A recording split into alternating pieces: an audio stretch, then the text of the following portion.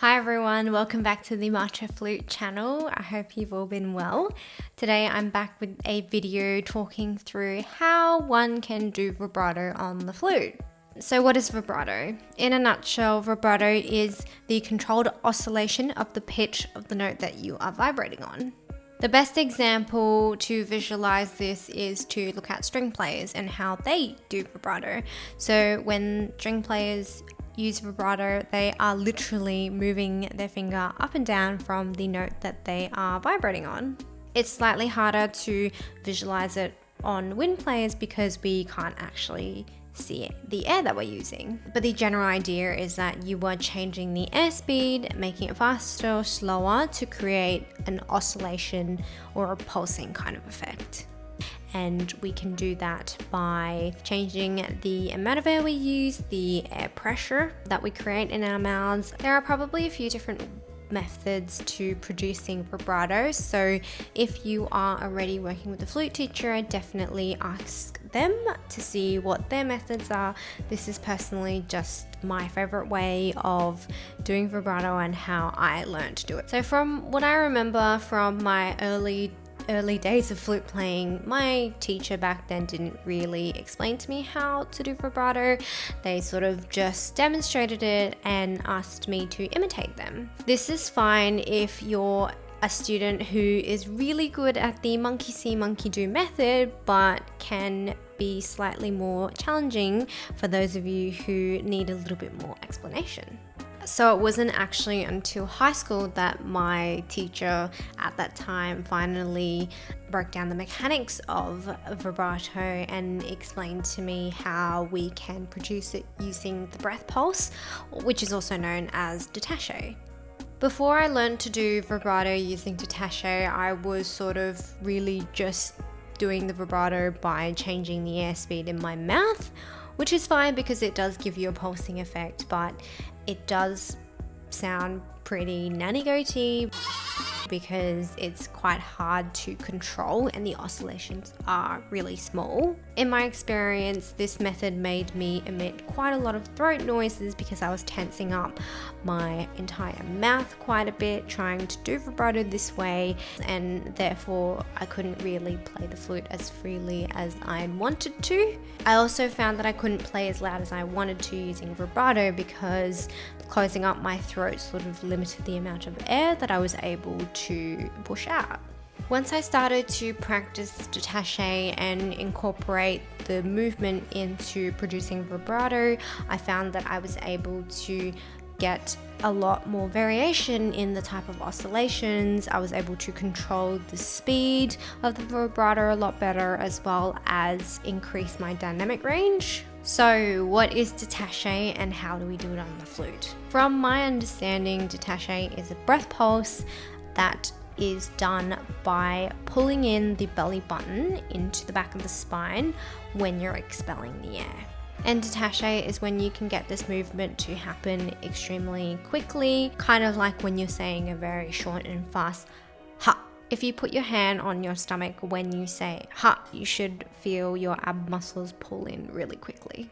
Here's a quick demonstration. So I would sort of practice this movement by blowing out air really quickly, like the exercise that I'm about to explain is sort of how I was taught to use detaché, so it might not work for everyone, but hopefully it can be something for you to consider. When you're practicing the detaché movement on single notes, it doesn't really matter if you crack the notes because the purpose of the exercise is for you to be able to expel air out into the flute really quickly and for you to be able to get used to these body movements.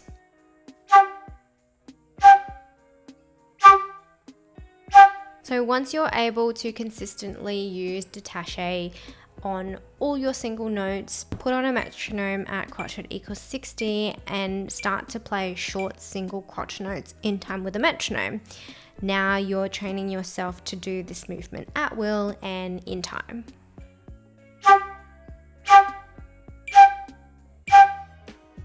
After playing crotchets, we can then move on to playing quavers, and this time try to do 4 even breath pulses in a single breath or legato.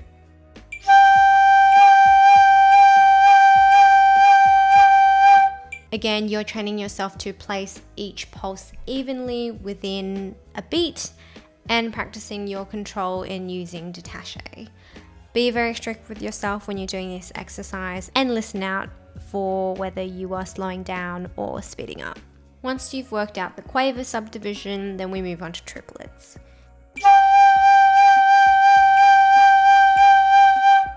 Then semiquavers,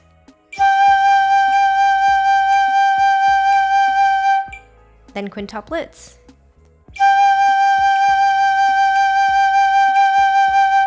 then sextuplets.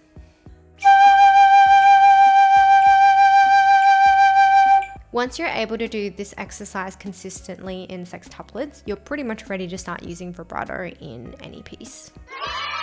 The final exercise would be to change the subdivisions one beat at a time and really make sure that you are able to increase or decrease the oscillation speed at will, because that's pretty much what you do when you use vibrato in a piece of music.